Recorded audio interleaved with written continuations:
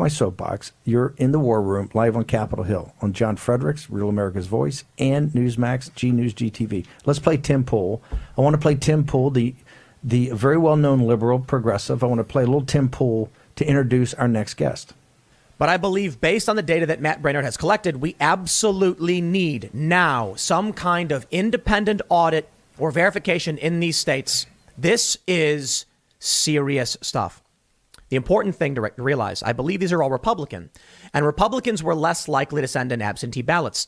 That means for every 70... That is Tim Pool, and he introduces, we could go on and on for that. His 15 minutes is magnificent, but we want to bring the guy in himself, Matt Braynard. Matt actually set up and ran the data operation.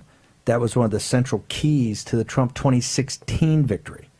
This is a guy that understands systems, he understands data, and most importantly, he knows how to extract from data what exactly is going on with the data. Matt, we only got a couple minutes in this segment. We're going to bring you back for the next, but I want to tee it off first.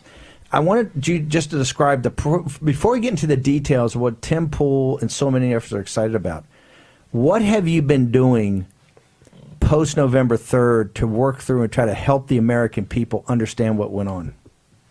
So I bring to the table a very deep and broad background working in voter data and election systems. As you mentioned, I was in charge of data and strategy at the Trump campaign in 2016, but I've worked on campaigns all over the country and for the country's premier election and administration firm, Election Data Services. So these are subjects I'm very intimate about. After the election, there was a lot of questions about anomalies that have been occurring, and I saw a lot of speculation, a lot of line graphs and charts and postulations about mathematical theories. And I thought to myself that what we really need to do is find concrete pieces of evidence that demonstrate that if something nefarious happened here, something concrete. So I designed 6 research methods that I applied across all 6 states to find real living, breathing people who are potentially victims of voter fraud, or concrete evidence of people taking actions that they shouldn't, like voting twice or voting in violation of their residencies.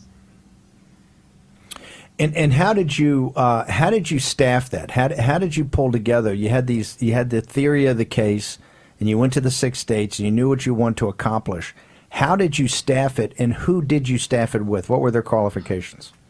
Well, first, this was a very expensive process. We spent about $190,000 on data, about $400,000 on phone calls through call centers.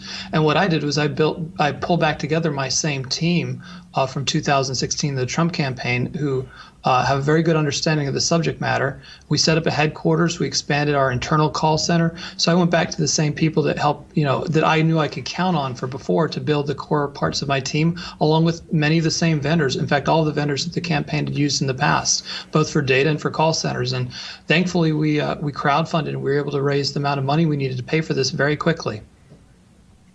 Okay, Matt, I want you to hang on, take a short commercial break. We'll return and find out some of the preliminary results of your activity. Matt Braynard, who ran data and data science for us at the 2016 victorious Trump campaign.